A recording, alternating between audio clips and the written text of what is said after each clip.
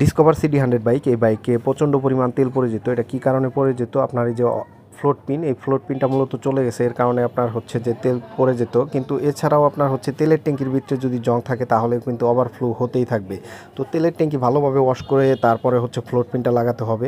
এই যে এটার তেলের ট্যাঙ্কি ওয়াশ করে তারপর ফ্লোট পিন লাগিয়ে দিচ্ছি। এখন কিন্তু আশা করা যায় ওভারফ্লোটা হবে না, কারণ বাইকের তেলের ট্যাঙ্কিতে যদি জং থাকে তাহলে ওভারফ্লো হবেই। আর তেলের পাইপের সাথে যদি ট্যাঙ্কিতে প্রচণ্ড পরিমাণ জং থাকে, ওয়াশ করার পরেও অবশ্যই তেলের ফিল্টার ইউজ করবেন। ভিডিওটি ভালো লাগলে শেয়ার করে দিন, পেজটি ফলো করে দিন।